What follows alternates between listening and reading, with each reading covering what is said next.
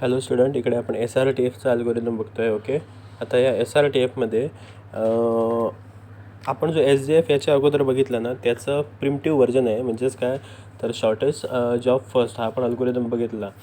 तो जर आपण प्रिमिटिव्ह नेचरने केला, प्रिमिटिव्ह नेचर म्हणजेच काय तर एक पर्टिक्युलर टाईम स्लाइस नंतर आपण प्रिम्प्ट होतो दुसऱ्या प्रोसेससाठी, त्याला एक्झिक्युशनला जागा देतो. तर तो आपला कुठला झाला, प्रिमिटिव्ह. मग तेच जर आपण SJFमध्ये केलं तर it is nothing but SRTF. So confuse होऊ नका. SRTF is nothing but primitive version of SJF. Criteria आपल्याकडे बस्ट टाईमच राहील, म्हणजे त्याचा बस्ट टाईम कमी, तो आपण अगोदर एक्झिक्युशनला घेणार. सो पहिल्यांदा आपण एक काम करूया, डिरेक्टली एक एक्झाम्पल घेऊ, त्याच्यावरून आपल्याला समजून जाईल. सो बघा, process P1, P2, P3, P4 4 process आहे. त्यांचा अरायवल टाईम इकडे दिलेला आहे 0, 1, 2, 4. आफ्टर दॅट बस टाईम दिलेला आहे 5, 3, 4, 1. ओके, आता आपण आता ह्याचं एक्झाम्पल सॉल्व करूया. पहिल्यांदा मला सांगा, ग्रँडचाइल्ड तुम्हाला मागच्या टाईमला कळलं आहे. सो दिस इज 0, म्हणजे 0 ह्या अरायवल टाईमला कुठले प्रोसेसेस आलेले आहेत. तर आपण इकडे चेक करूया 0ला कोण अराईव्ह झालं आहे. फक्त P1च अराईव्ह झालं आहे. मग भले P1चा जो बस टाईम आहे ना तो कमी असेल. ओके, P1चा P1चा बस टाईम आहे तो जास्त असेल, तरी पण आपल्याला P1 घ्यायचं आहे. म्हणजे जर आपण इथे जर क्रायटेरिया बस टाईम बघतोय तर याच्यात सगळ्यात बस टाईम कमी कोणाचा आहे, P4चा, त्याच्यानंतर P2चा, त्याच्यानंतर P3चा आणि मग P1चा. म्हणजे सगळ्यात जास्त बस टाईम कोणाचा आहे, P1चा. तरी पण आपण P1 अगोदर काय एक्झिक्यूट करणार, कारण P1 हा एकच आहे जो 0 या टाईम युनिटला आलेला आहे. ओके, सो आपण काय करूया, पहिल्यांदा P1 एक्झिक्यूट करूया. ओके, मग P1 मी किती 5च्या 5 युनिट एक्झिक्यूट करणार का, नाही. हा आपला कुठला आहे, प्रिमिटिव्ह नेचर आहे. प्रिमिटिव्ह नेचर म्हणजे आपण ठराविक थोड्या वेळासाठी एक प्रोसेस एक्झिक्यूट करतो, त्याच्यानंतर ती प्रोसेस प्रिम्प्ट करतो. म्हणजे ती प्रोसेस आपण कॉन्टेक्स्ट स्विच करतो, त्या प्रोसेसचं कंटेंट जे काही आहे ते आपण PCBमध्ये सेव्ह करतो आणि त्याच्यानंतर दुसरी प्रोसेस लोड करतो. आठवत आहे ना, saving the context of one process and loading the context of another process is called as context switching. मग इथे आपण कशात सेव्ह करतो, PCB. ओके, सो त्या सगळ्या गोष्टी तुम्हाला माहितीच आहेत. सो आपण आता परत इकडे कॉन्सन्ट्रेट करूया. आपण काय करणार, P1 टाईम स्लाइस चालवणार. तर किती टाईम स्लाइस चालवणार, जेव्हा दिला नसेल ते आपण शक्यतो 1 घ्यायचं. ओके, सो 0 to किती चालेल, 1पर्यंत. सो P1 मी 0 to 1 चालवलं. ओके, मग P1 0 to 1 चालवला म्हणजे P1चे किती राहिले, 4 अजून आपल्याला एक्झिक्यूट करायचे बाकी आहेत. बरोबर ना, एकच टाईम एक्झिक्यूट केला म्हणजे 4 अजून एक्झिक्यूट करायचे बाकी आहेत. त्याच्यानंतर 1 ह्या टाईम युनिटला कोण आला आहे का, तर 1 ह्या टाईम युनिटला याच्यापैकी बघा आपल्याला दिसतं आहे P2. सो मी P2 एक्झिक्यूट करणार, कारण P2 हा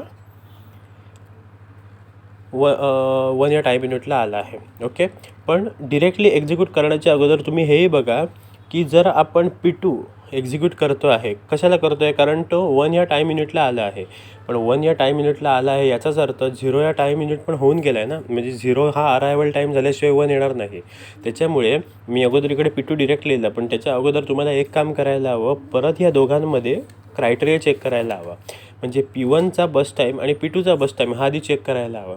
P1चा आपण एक बस टाईम एक्झिक्यूट केला, त्याच्यामुळे इकडे 4 राहिले आणि P2 किती आहे, 3.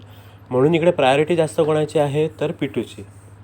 दॅट्स वाय आपण P2 एक्झिक्युशनला घेतलं आहे. बरोबर ना, असं नाही की 1 आहे म्हणून P2 घेतलं आहे. पहिल्यांदा तुम्ही जे इलिजिबल आहेत, आता इकडे इलिजिबल कोण आहेत 1पर्यंत, तर 0 पण आहे आणि 1 पण आहे. मग 0 आणि 1 म्हणजे कुठला, P1 आणि P2 पण आहे. मग P1 आणि P2 हे दोन्ही इलिजिबल असताना आपण क्रायटेरिया काय म्हटलं आहे, बस टाईम. सो बस टाईम 4 आणि 3 मधला कमी कोण आहे, कारण आपण शॉर्टेज जॉब बघतोय. सो 3, म्हणून आपण कुठला घेतला, P2. सो P2 पण आपण एक टाईम युनिट रन केला.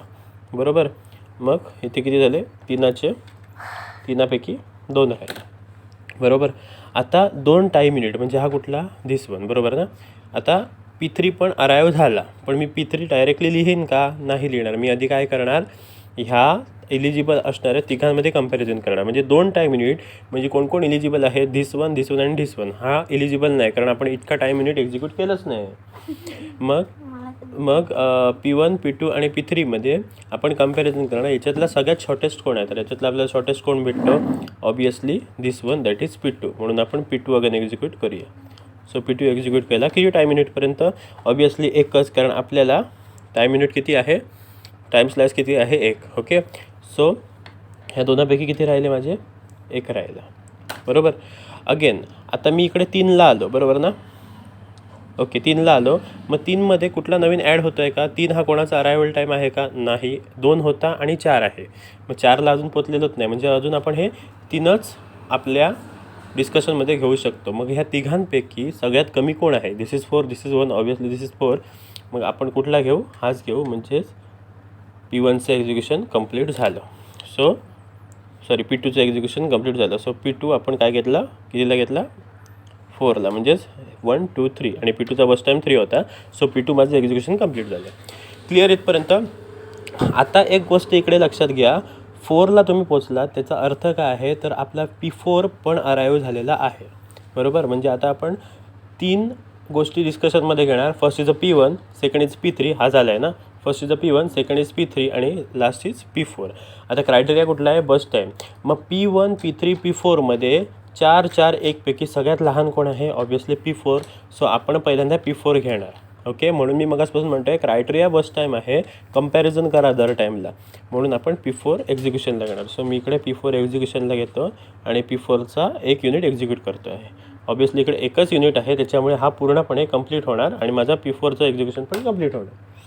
ते झाल्यानंतर आता राहतं आहे कोण? तर P1 आणि P3, बरोबर ना. मग P1चं किती राहिलं आहे?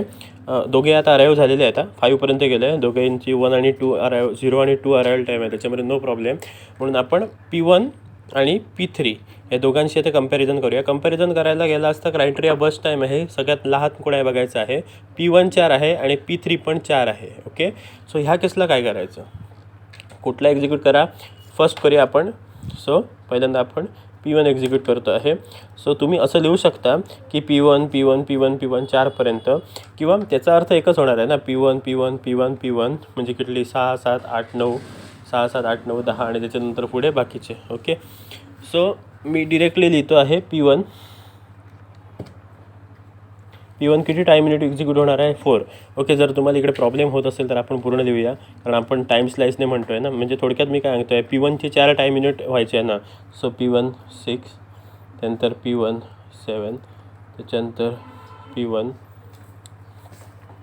1 सेकंड 1 2 3 4 5. Okay, P1 6. ओके, P1चे बघा किती? 1 2 3 आणि 4.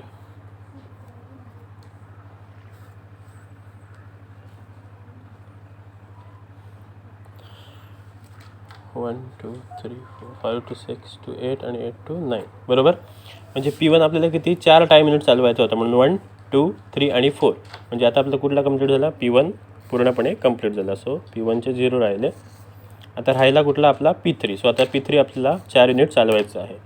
सो त्याच्यापुढे P3 4दा P3 P3 P3 P3. Okay, so 9 to 10, 10 to 11, 11 to 12 आणि 12 to 13. ओके, सो इथे जरा फक्त मी डिरेक्टली, म्हणजे आपण असंही लिहू शकलो असतं P4 नंतर 5 to 9 आणि त्याच्यानंतर इकडे P3 देऊन 9 to 13, पण हे कन्फ्यूज होऊ नये म्हणून मी हा फक्त ग्रँड चार्ट मोठा केला, बाकी काय प्रॉब्लेम नाही. ओके, सो आता आपल्याला इथपर्यंत आपण ग्रँड चार्ट करेक्टली काढलेलं आहे. ओके, आता आपलं हे पण एक्झिक्युशन कंप्लीट झालेलं आहे P4चं. ओके, आता सांगितल्याप्रमाणे कंप्लीट टाईम काढायचा आहे. तर कंप्लीट टाईम कसा काढणार? ऑब्वियसली कंप्लीट टाईम काढण्यासाठी आपण प्रत्येकाची, म्हणजेच ग्रँड चार्टमधल्या सपोज आता मला P1चा कंप्लीट टाईम काढायचा असेल तर P1 मी इथे शोधताना मागणा शोधायचा, कारण आपण आता इकडे प्रिमिटिव्ह नेचर वापरतो आहे, त्यात करून आपली क्रायटेरिया बस टाईमने वगैरे चेंज होतो आहे. सो P1 बघा मागणं कुठे दिसतोय तर धिस वन. मग याची left side is nothing but it's complete time. So P1चा कंप्लीट टाईम कुठला आहे? 9. सो P1चा 9 दिला. P2चा कंप्लीट टाईम बघा, P2 कुठे दिसतो आहे? P2 this one. P2चा कंप्लीट टाईम किती आहे? 4. आफ्टर दॅट P3चा कंप्लीट टाईम बघा, P3चा कंप्लीट टाईम लास्टच आहे, दॅट इज 13. आणि P4चा कंप्लीट टाईम बघूया, P4 that is 5. So that's it, complete time आपल्याला मिळाले. So now moving towards turn around time. What is turn around time? मी आधीही बोललेलो, turn around time is nothing but तुमचं काम कधी कंप्लीट झालं, तुमचा प्रोसेस कधी कंप्लीट झाला आणि तुमचा प्रोसेस कधी आलेला, म्हणजे ओव्हरऑल तुमची प्रोसेस किती वेळ सिस्टीममध्ये राहिली is nothing but your turn around time. So 9. So complete time minus arrival time. So 9 minus 0, answer will be 9. 4 minus 1, answer will be 3. 13 minus 2, answer 11 आणि 5 minus 4 answer is 1. Okay, now we are moving for waiting time आधी काढूया, मग response time.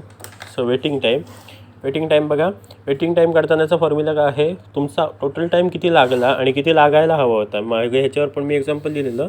आपल्याला एखादी गोष्ट माहिती असते की इतका टाईम कसा काय लागला, कारण मी जनरली इतका टाईम लावतो, त्याच्यामुळे हा खूपच टाईम लागला. सो हा तुमचा वेटिंग टाईम असतो, म्हणजे किती ॲक्च्युअल टाईम जास्त लागला. सो टर्न अराउंड टाईम तुमचा लागला 9 आणि कंप्लीट ते काम व्हायला हवं होतं 5मध्ये. ओके, म्हणजे थोडक्यात 9 सेकंद आपण कन्सिडर करूया, ॲक्च्युअल सेकंद नाही ते, आपण कन्सिडर करूया 9 सेकंद लागायला हवी होती आणि बस टाईम ॲक्च्युअल लागला 5 सेकंद, म्हणजेच किती वेटिंग टाईम लागला इकडे 4. कळतं आहे. त्यानंतर इकडे टर्न अराउंड टाईम तुमचा 3 लागला आणि लागायला पण 3च हवा होता, म्हणून answer is 0. Okay, after that turn around time इकडे 11 लागला आणि लागायला किती होता 4. सो आन्सर इज 5 आणि 2 7. ओके, आणि इकडे 1 आणि 1, सो आन्सर इज 0. ओके,